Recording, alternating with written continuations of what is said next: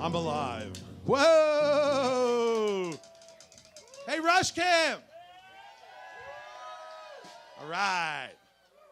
All right, so the band's working on a few things, so I think it was quite appropriate to say welcome, everyone, to RushCamp 2019. Here. And we can officially say that this is, without a doubt, the largest RushCamp ever. Without a doubt. Woo yeah! We are 115 strong, which is significantly more than last year, significantly more than the first year. So let's do it again next year. How about that? So, right, that's the plan. We'll talk about that later in the weekend. It's still a little early, right? So, but yes. So thank you everyone for being here and supporting our charitable mission. I'm going to let Lance talk a little bit because there's a bit of history here that some of you may not be aware of. We're actually at a 10-year anniversary. And I'm going to let Lance, right, but not everybody knows the story. This is why you're going to fill it in, all right? So I'm going to give you to my partner Lance here, and he's going to fill you in on what this 10-year anniversary is. It's like, wait, it's only 3 years. What are you doing? All right, so Lance the Shred.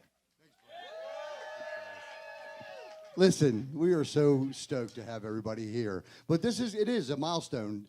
10 years ago, and before Facebook and really social media was blogging. So RushIsABand.com is where we all got together and talked about Rush and Ed Stenger, so he's basically the guy that started it all. So let me give it a hand for RushIsABand.com and Ed Stenger. Because if it wasn't for him, we wouldn't be here. And everybody had a handle. That was Mr. Driven. I was Lance the Shred. And you had, all these different people. And some of us really hooked up really well. And this was during the Snakes and Arrows tour. A lot of us hooked up the second leg of Snakes and Arrows because there was a lot of complaints about the tour. Oh, and this, that, and the other. And they played the whole Snakes and Arrows album. Well, true Rush fans loved every freaking second of it, right? I mean, we're like, yes. They're like, oh, geez, this isn't Rush. It's like, give me a break, man. So, we were going to have, we were actually going to go to another function, and they decided to have it someplace else. And I said, we all started calling ourselves rats because somebody posted on there, oh, geez, we're like a bunch of rats, and we need a pellet. And so we started calling ourselves rats, and I'm like, you know what? Since they're not going to have something in the United States, we're going to have RatCon at my house, right? So, yeah, my wife loved that. So, 27 rats showed up. They scurried in.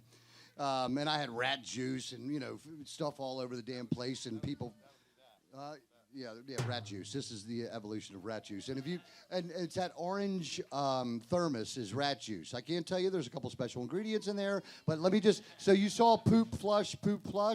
This is juice water. It's the same thing.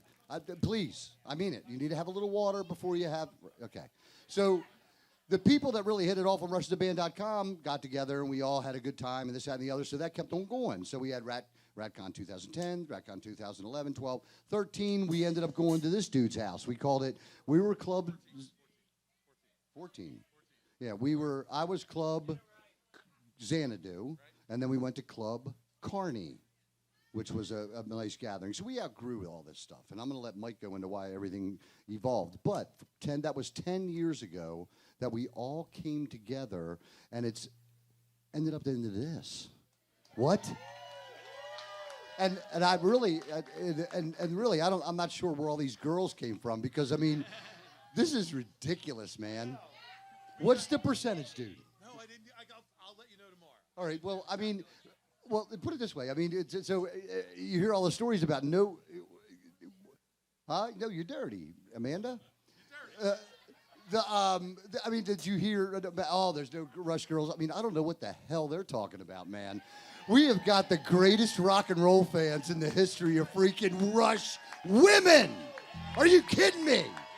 God bless you guys, man. God bless women. This is nuts.